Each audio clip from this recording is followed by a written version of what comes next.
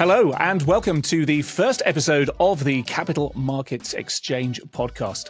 I'm your host, David McClelland, and over the next few episodes of the podcast and ahead of the inaugural in-person Capital Markets Exchange event in London on June 27th, 2024, we're going to be taking a closer look at some of the topics that matter most to the capital markets and finance hive communities. Topics such as how artificial intelligence can give traders the edge on the trading desk.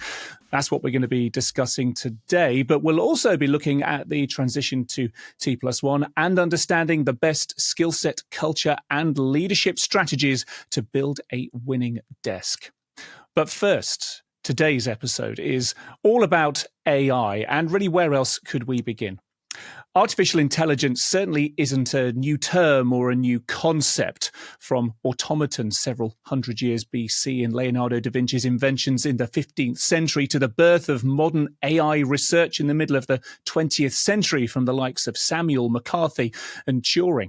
Skip forward a few decades to the 2020s and the current innovation wave is fueled by a subset of artificial intelligence known as generative AI.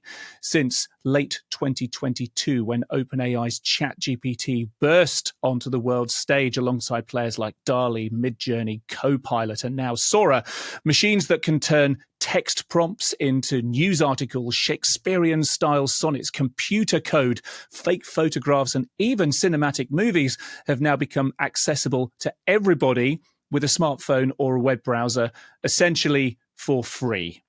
It's a lot to take in, and this AI innovation wave promises to be disruptive across a significant number of industries. But what about the impact on the trading desk? What impact will generative AI and indeed other rapidly evolving forms of artificial intelligence have in making the trading function more efficient? Well, today, with help from some expert guests, we aim to demystify AI for trading and share insights on how it can be, is being, and, well, will be used to analyze past trading patterns, forecast future liquidity positions, improve real-time analysis, and much, much more. Joining me today are co-founder at Applied Data Science Partners and author of Generative Deep Learning, Teaching Machines to Paint, Write, Compose, and Play, David Foster. Hello, David. Hi there. Great to be here and looking forward to the conversation. Me too. Also joining us is Head of Investments in Data Science at T. Rowe Price, former astrophysicist and Director of AI Labs at BlackRock, Dr. Eero Tasitsiomi. Dr. Eero, or Eero if I may, nice to meet you. Nice to meet you too. Thanks for having me over, David. And finally, Head of Systematic Trading at Allspring Global Investment, Andrew Claes. Hello, Andrew. Good to meet you too. Hello. Thank you for having me. Well, thank you very much for joining us, everyone. And just to set the tone, maybe, for our discussion proper in a moment, David, you said you've written a book specifically about generative AI. Give us a quick intro into your role, maybe outside of being an author, and tell me whether you think in the future books about generative AI will be, well, frankly, better written by generative AIs. Yeah, thanks, David. So it's been a really interesting journey over the last 6-7 years for myself personally, but also for our company, because when I first wrote the first edition of the book, it was back in 2018, and generative AI wasn't as hot as it is today. I think that's fair to say. Companies across every sector were focused mostly on predictive AI. They wanted to know about things about the future or predicting things about their customers. And what we're seeing today is a complete reversal of that trend. We actually are seeing this generative AI movement now, which is all about creating data. And it's really an interesting paradigm shift, because now we're asking, what can this AI do that can actually produce data for me, whether that's in the form of summaries of documents that I have or in the form of responses to customer service inquiries. So it's about the construction of more data rather than the collapsing down of data that you have. And I think as we've seen over the last few years, this is just accelerating faster and faster. And I think companies are more and more wondering where they should start with this technology. What should they do? What shouldn't they do? And especially for areas such as finance, understanding how it can help them when a lot of that data is in a structured format and not necessarily immediately obvious where generative AI can be applied. So certainly within this conversation, I think we can get into some of those those areas and start to identify some of the potential use cases. Yes, goodness me, that summarizing of data is important. It feels as though we're struggling with a volume of data that's already being hurled at us. So anything that can help us to filter and make that data more concise and more manageable, it can only be a good thing in my book. More on that in a moment, David, but thank you again for joining us.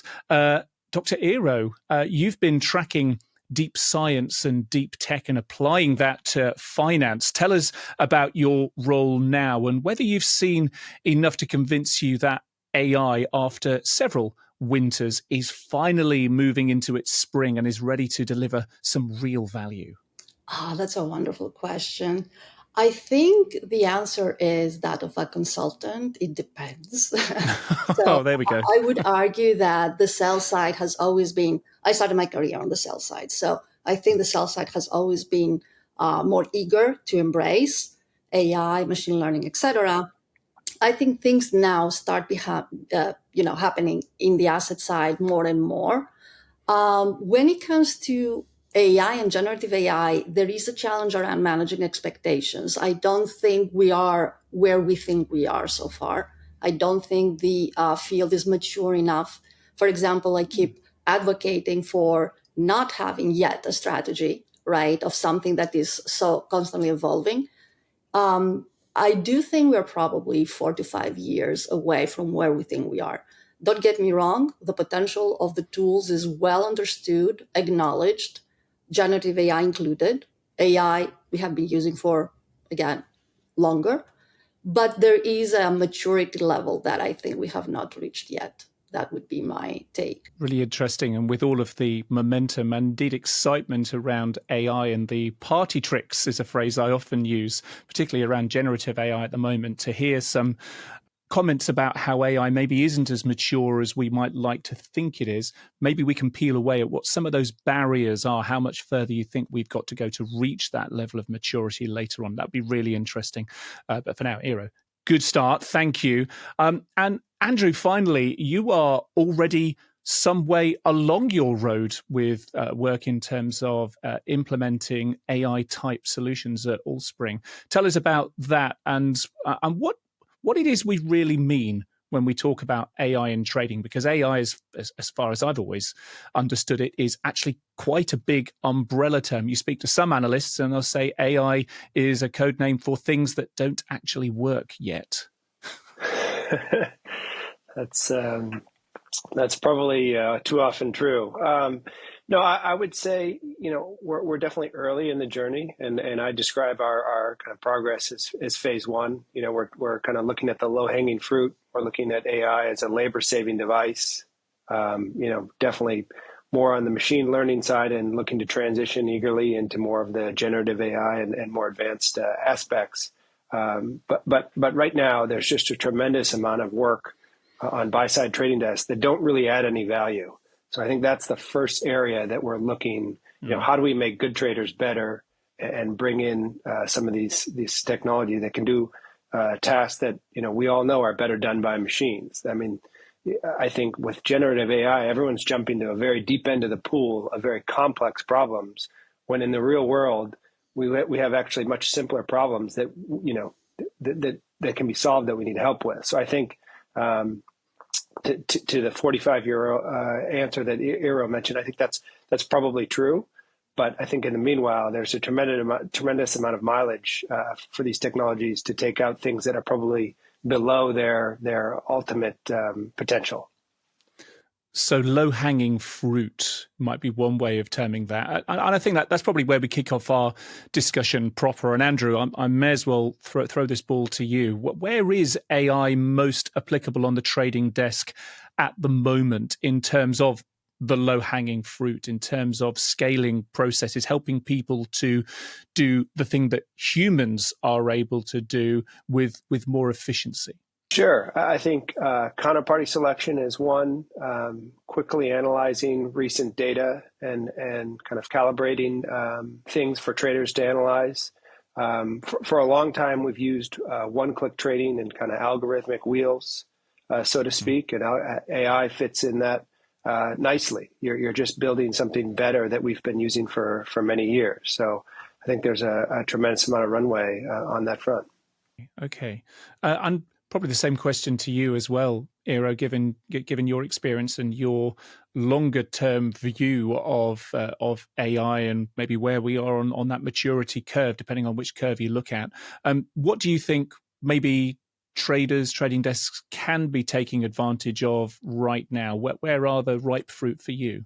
Frankly, I think throughout the whole life cycle of a trade, you can find applications, right? From pre-trade research to order origination to confirmation, settlement, regulatory reporting. All these, especially the after execution stages, can be quite tedious and not necessarily easy to follow, especially with regulations, etc. So this is definitely a place where I've seen AI being applicable.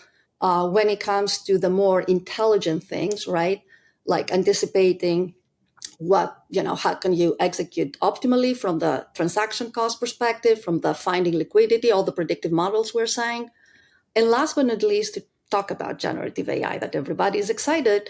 So imagine that you have traders inundated with information, let's say a broker, commentaries and market color, etc., that they are supposed to be able to synthesize as fast as possible and focus on what matter. So going back to what David said, summarization, for example, with generative AI can actually give you a big advantage. And David, then same question to you. Summarization of all of this data that in its various structured or unstructured forms we're trying to make sense of in our various jobs is one thing. Are there any other ways in which you can see generative AI, or if you can set your foot outside of the generative circle, any other types of AI that maybe right now we can start to see some value in? Yeah, I think you can break down the applications basically into three buckets. Enrichment of information is certainly one. So this is where you bring a small amount of information to the AI model, and it's able to enrich that information for you in some regard, whether that's in the simple case, writing some bullet points down about an idea and then converting that into a full email, for example. We're seeing that, for example, in customer services being incredibly powerful. The second, and that's the one I think most people sort of think of when they think about generative AI, because they think, oh, it's producing a lot more information. The second one is condensation of information. And I think this is to Eero's point there about summarization. Can you take this PDF financial report of a company and condense it down into something that I can digest within a single reading session, or indeed down into something which I can then import into my database as structured information? And then lastly, transformation, I would say, is the last bucket. So this is the idea that we might want to take data in one format and move it to another format.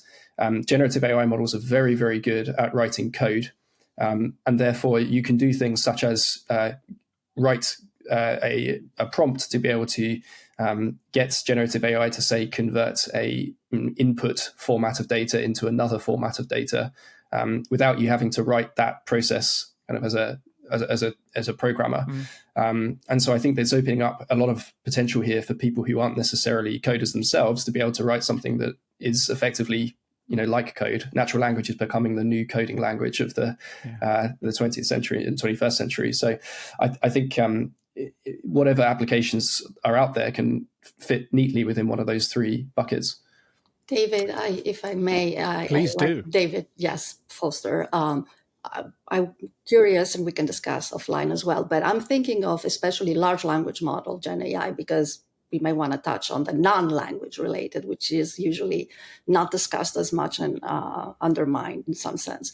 But I think of it as the 3 C's of content consumption. So it can be Q&A, summarization, just information retrieval or extraction.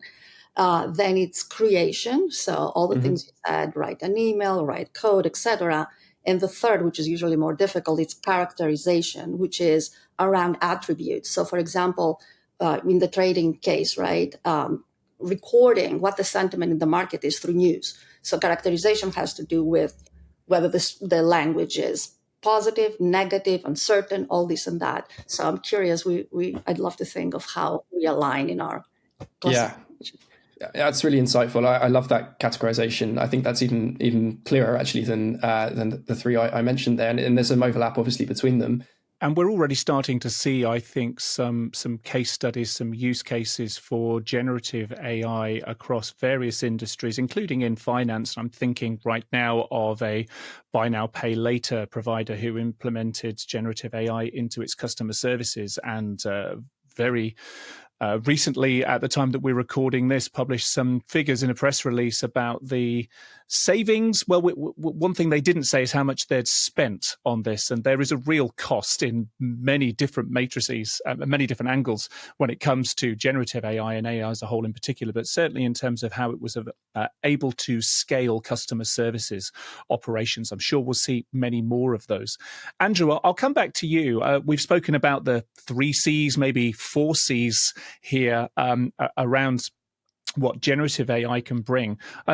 With regards to maturity, and coming back to something that Eero said earlier about her view on where we are in terms of maturity of tooling, of capability right now, have you found maturity to be a barrier? Are there some things that you would like to be able to do that maybe you feel as though you should be able to do, but haven't been able to do quite yet because the capability or the tooling to provide that capability isn't quite there for you yet? No, I'd say for us, the challenge is kind of in the implementation phase. I think there's a lot of very interesting technologies hanging around, and it's really, okay, how do we kind of bring this in, make sure we're overseeing it, everyone's comfortable, and put it into the implementation phase. So, in our kind of development environment or kind of sandbox, kind of walled off non-production environment where we try and look at new technologies, there's a tremendous amount of potential. But to productionalize and roll that out to an organization with 1,500 employees, that's kind of the challenge. But I'd say we're close on a lot of fronts. Things that are being used, I think, are, some automated news categorization and feeds that we have some vendor programs that we've kind of partnered with to use. So I think there's bits and pieces being used across the board, and I think it's only a matter of time before it really gets productionalized and kind of used a little bit more end to end in a cohesive manner. Yeah, we're certainly starting to see big vendors, I'm thinking of the Microsofts of this world and so on, really doubling down on their generative AI implementation for everything from how it integrates with your Office suite and then all the way back through the back office as well. Eero, you were the one that raised the point about maybe we're not quite as mature as some vendors might like us to believe that we are yet. What do you see as the barriers? Where are we lacking in capability at the moment? Well, let me start by the fundamental aspect of making the distinguishment between what Gen AI is and what AI is. Yes. Okay, so when it comes to AI, anything from smart order routing to liquidity forecasting to whatever we've done, we have been doing. So that's, let's say, the classical AI, dare I say, but I want to contrast that to generative AI. So generative AI is the tool that can give you a summary, and summary means something that is simply shorter than the initial piece of text, not guaranteed that you have no material information omission. So it's not as simple as I give you 10 pages, you give me back 10 sentences, good to go. Especially in a highly regulated industry such as, my thumbs up, apparently, especially in such a highly regulated industry as like finance. It's one thing to do that, when the stakes are low, when, for example, anyway, somebody wouldn't have the time to read 100 documents, so who cares if the summary is exactly accurate? But you have other situations and use cases where you just cannot afford giving somebody a summary without ensuring that all the necessary information is in there, right? So that's what I mean that we're not there yet. People see a summary, they say, oh my God, it can do it in 2 minutes. Yes, what is it that it did?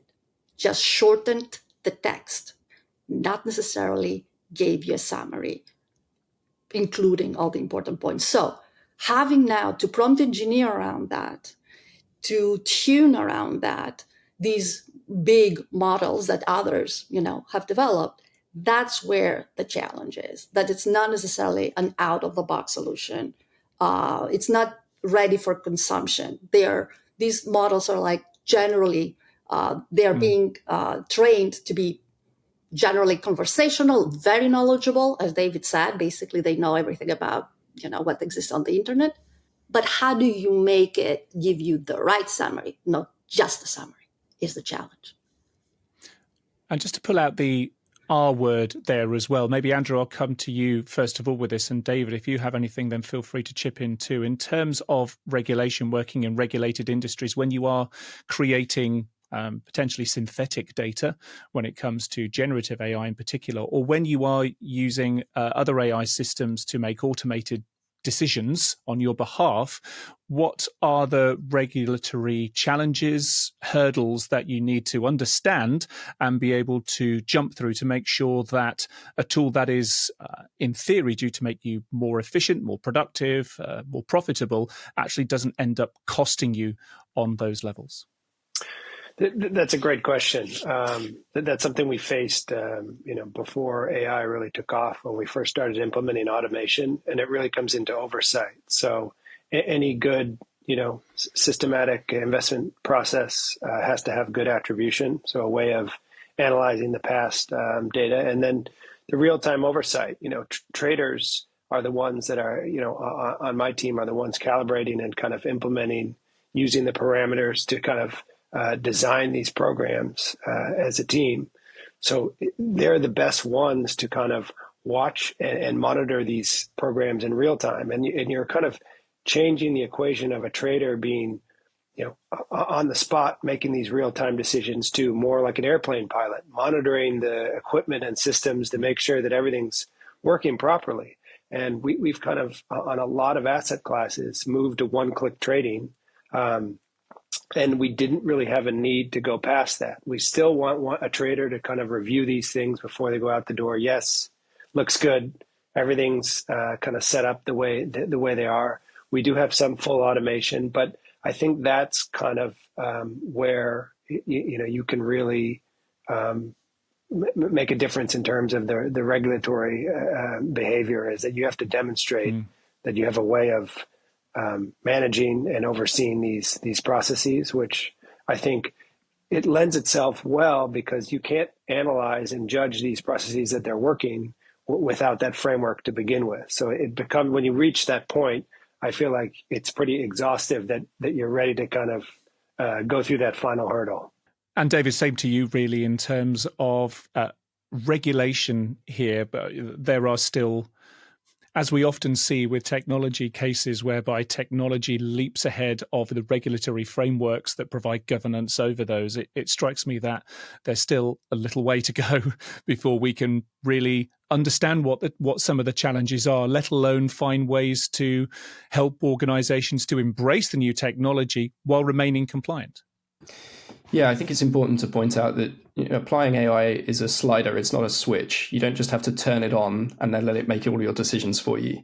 That's obviously not a good way to do AI. I think it's important to recognize that companies can start small, and they can start by, like Andrew said, testing in a sandbox environment, and really treating the AI almost like a new employee. And this is a really interesting way to think about what AI can do for your company. Is what systems do you have in place to test that new employees are performing well and doing the right thing? And usually there's maybe some standardized testing that they have to go through when they join the company. Maybe also they have a oversight, a reviewer or their manager, like reviewing their work regularly. And I think you can almost apply the same rules to any AI system that you want to test. Come up with a test suite of 100 cases that you want to check, and a human would have to go through manually and score those. We ran a project actually recently with a company that was looking to improve their translation of on-site material, and we did a blind test with their staff to understand if the AI translation method was better than human translation. And the AI won incredibly, with a fraction of the time taken that it would have taken for that translation team. But what was really interesting was that there were some more complex translations that the humans were still way above what the AI could do. And I think that's just such a great use case for showing how AI can augment what that team is doing by taking away all the low-level work that they didn't want to be wanting to do anyway. That allows them time to free up to do all of the higher order tasks, like the complex translations where there's real cultural oversight needed. And so, I would come back to the idea that in terms of regulation, just do what you are comfortable doing within the regulation first. And you don't need to take all of these complex challenges on day one. There's going to be a ton of low-hanging fruit that you can just start to implement right away. And you don't need to kind of run immediately off with AI just because it's the latest cool thing. There's just so much opportunity before that you can take advantage of. I've heard it said that with generative AI in particular, you mentioned new employees there, about how generative AI is like having an army of infinite interns. And yes, you can ask them to go away and do certain tasks, but would you always trust what they came back with? No. And I guess the journey of implementing AI into your organization is training up those interns so that they can be more autonomous, more productive to your organization. On that theme then of implementation, I guess we should talk about what those first steps might look like. Maybe you are working in a house where it's like, well, we need to start moving in this direction, but don't necessarily know where those first steps are. So Andrew, as someone who's already trodden this path, what are those first steps that you think companies should take to practically implement AI solutions? How did you start off, perhaps? I started off with a task that David Foster already touched on, which was converting code. So we have a lot of vendor code that's not proprietary, nothing that Allspring produced, but we need that in a different format. We're going to compile it in a different language. So take it into, from R to Python, from SAS to R, what have it. And it worked fairly well. There were still some errors, but we, did 95% of the work and needed a little bit of a correction. But I think that gave me a good feel for what it can do and what it can't. I mean, here's, 95% of the code base, it was translated perfectly. And then here's where the errors are, some syntax things that kind of gave me a comfort level of where things will potentially go wrong or what types of things. And then, as I mentioned before, when you look at the tasks that are very mundane and really below the potential of what this technology can do, I think those are things you can easily check them. They have determinate outcomes. They can't really be wrong, and if they are wrong, you have several ways to correct or check them. So I think those are the things that even if you find a small percentage of things that are wrong, if you have an oversight program, you're kind of still saving yourself from the time of having to do, 98, 99% of the work yourself. Yeah. So I think that's kind of my attitude for getting started. And then everything on the post-trade side, because it's post-trade, you're basically sending in something to do. You keep your original attribution running. You can do them side by side. I mean, that's in kind of the data creation space where you're basically, running things in parallel, and eventually you'll probably switch and like the newer version when you reach that point. Eero, same question to you in terms of first steps that you do recommend for really beginning to implement, getting some value, going back to the point we started out with, out of these tools. What steps would you take? What caution would you advise? Experiment. So it is about identifying indeed low stakes use cases. We discussed one earlier for generative AI, which is I don't have time to read the 100 documents that are on research on things that I'm interested in or the area or the industry I cover. So anyway, I'm not going to read anything. So being provided with short summaries, even if they are inaccurate, that could help me at least identify one or two that I should read. There you go. That's a low stakes summarization use case, right?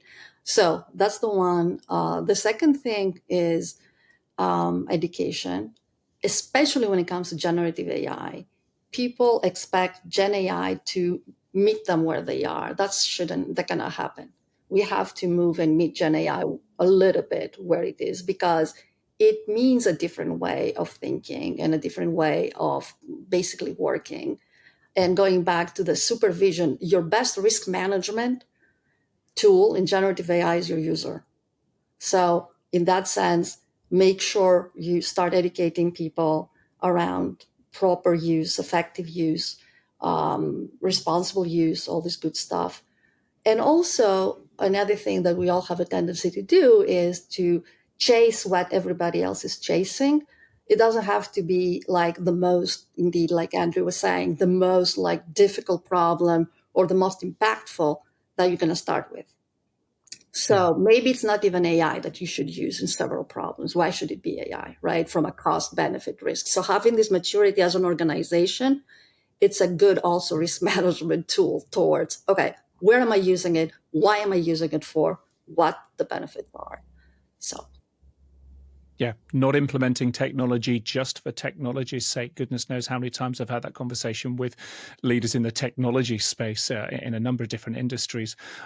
David, something I feel as though we do, an elephant in the room that I feel as though we do need to address here. Change is always difficult, and as history has taught us, we learn very little from history, and we are potentially changing the nature of people's jobs here. Your book very much on the nose of how generative AI is creating stuff. Humans, we've always treasured that part of humanity as being something that singles us out from other creatures, but also from what machines do. And as we start pushing the boundaries of what AI, generative AI as well, is able to do, then that does stand the risk of disenfranchising a workforce who previously thought that they were adding real value to an organization. So what do you suggest in terms of ensuring that you keep a workforce on side, particularly when there are so many unknowns? You know, by the time this podcast goes out, goodness knows how many new AI tools, goodness knows which version of GPT will be on. It is changing very, very quickly. So how can we keep humans on side in the face of this change? Yeah, it's a really great question, and you can get philosophical about this quite quickly, I think. So I'll try to keep this very much in the practical space.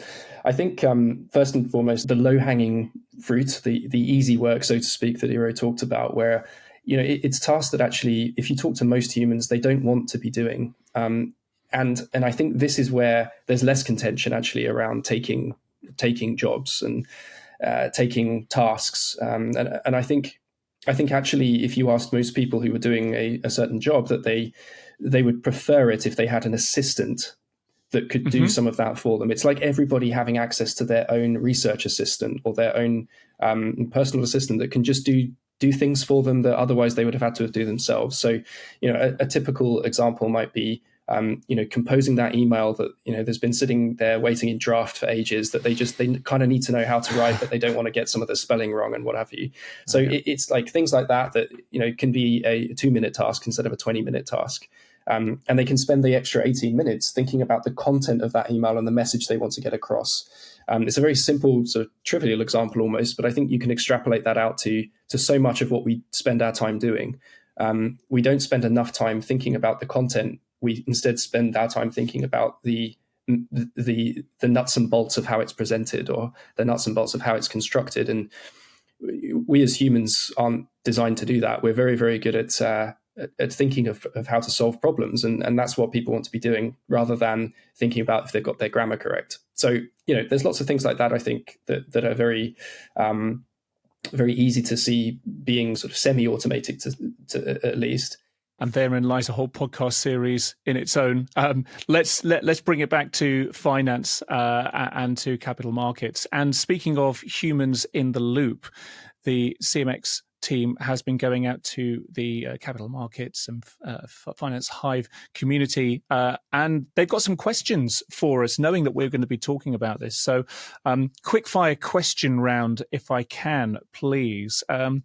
This one is, where is the field of AI headed in the financial industry, and what are the potential implications for buy-side trading desks? Who wants to pick that one up? Eero? Just further adoption, that's becoming now obvious to me, bringing all the efficiencies that we all know and expect. On the Gen AI, again, it's going to take a little bit longer, but on the AI, definitely efficiencies, and depending on maturity, even insights and ways to do things better, not just faster. Another question here from a CMX attendee. How can firms differentiate themselves in the market by leveraging AI capabilities effectively? Andrew, differentiation. Do you see an opportunity for differentiation from the market here? Is indeed that one of the key things when you're trying to build a business case to get the investment necessary to implement some of this stuff, is how you're able to differentiate your offering in the face of your competitors, one of the little levers that you can tug on? Yeah, of course. I mean, there's many ways to implement this technology, and I don't see it being implemented the same. I could see, down the road, years from now, there is kind of one model or one vendor that everyone's using to provide some of these technologies. But when you look at input parameters, difference in investment strategies, and the way that people are going to implement these technologies, I see a tremendous amount of room for creativity and kind of differentiation. So I don't see it as kind of a one-fits-all technology. Yeah, and I would add to that actually, Andrew, as well. I think it's be very wary as a company of just buying the off-the-shelf from like Microsoft Copilot or something and thinking that you've just done generative AI because now you've got that. I think if you want to create a differentiator, you have to start building in-house. Otherwise, you just end up being another consumer of the product that everyone's got anyway. So buy the commodity and build the differentiator is what I say. Correct. Okay. Mm-hmm. Good stuff. Thank you very much indeed. And thank you for your questions as well. We'll be inviting those for our future podcasts, more on those in a moment. And I'll make sure that we put those to our guests on the show as well. Just a final question, a final quick fire round question to each of you. For buy-side trading heads, what is the one piece of advice as to how they should look at and consider AI for trading now? I guess this comes back to that next step. What's the one piece of advice that you would give them? Andrew? There's no substitute for experience. Who do you want analyzing and building these systems and models? A trader with 10 to 15 years of experience in capital markets, or someone with very little? I think that's blending the human experience with this technology is really where you're going to shine and get the most benefit. So that would be where I would start, is having the experienced traders on the trading desk building and being intimately familiar with this, and then ultimately supervising this technology. And that's where we start turning AI from artificial intelligence to augmented intelligence. As one big vendor I heard from a little while ago said, you're standing shoulder to shoulder with the machine. It's not pushing in front of you. Eero, next step, one big piece of advice for traders looking at implementing this technology. Where should they look at first? Well, they should look into understanding what's possible with the technology and establish, again, a mature cost-benefit risk kind of framework. Because, again, I really see often us having an enormous hammer and thinking that every nail is for our hammer, or even we're going the other way. We have a technology, we're trying to find where to apply it. And I empathize. The people that are not in the field, they're like, how are we doing Gen AI? But having this maturity and this education, maybe people that bring this to the organization that use it where it should be used and get the best out of it, understanding that it's the most important thing, I think, to make good use of these technologies. It's that age-old conversation of the CEO or senior partner having gone through an airport where goodness knows how many enterprise IT vendors are advertising, getting off the plane, and the first thing is getting on the phone to the CTO or CIO saying, we need some cloud, we need some big data, give us some AI, we need some AI. That's what everyone else is doing, without any real idea of which of those nails. I like that. If you've got a hammer, which of those nails is the best fit to hit? David, one piece of advice for those looking at considering AI in trading right now, where would you steer them? Yeah, I think I can talk about maybe what Project One should look like. From our experience as a consultancy, I think Project One it is really something that should be effectively your own implementation of a large language model in-house. So, for example, standing up your own Azure OpenAI service and allowing your staff to then use that. And I think that's Project One, because the last thing you want people doing is putting all of your private confidential information into the public-facing Chat GPT or Gemini, whatever you want to be using. So I think sort of shutting those things down internally and saying, look, if anyone wants to use Gen AI, we've set this project up. It's a private instance, so that data isn't going anywhere. It's staying within our Azure cloud or whatever it might be. You can put documents in there, whatever it might be, because that's all secure and private. So Project One doesn't have to be anything more complex than that, because then from that will spring ideas from people that are using it. The worst thing you can do is just not to start, I think. We see companies sitting on their hands wondering what Project One should be like, and we're like, look, this is a simple thing you can do. It's not going to take months, and it's going to open doors, and you'll start to learn a lot more from your users and your staff actually leveraging the technology.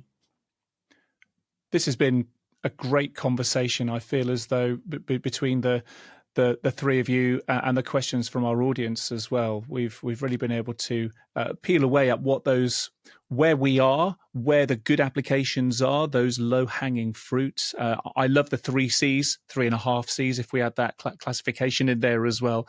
I love that as well. Thank you so much for sharing your insights with us. And I think it does go to show the value of conversations, of sharing thoughts with peers, with other people who've maybe been down this road before us, and helping to shape our own strategies as well. Eero, David, Andrew, thank you very much. Thank you. Thank you. Thanks so much. On the next episode of the CMX podcast, we'll be focusing on T+1 implementation, how trading desks are preparing, implementation requirements, and what you need to know ahead of the deadline. Make sure to subscribe to get that as soon as it goes live. And if you like what you heard today, then, well, make sure you share it with your trading community and leave some feedback. We love feedback. We love your questions too via the Finance Hive. Make sure also you're subscribed to the CMX on LinkedIn. And if you haven't already, head to the CMX website. That's the-cmx.com, the-cmx.com, to find out more about and register for the Capital Markets Exchange event in London on June the 27th, 2024. But for now, from me, David McClelland, and from all of our panel today, thanks for listening. Until next time, bye-bye.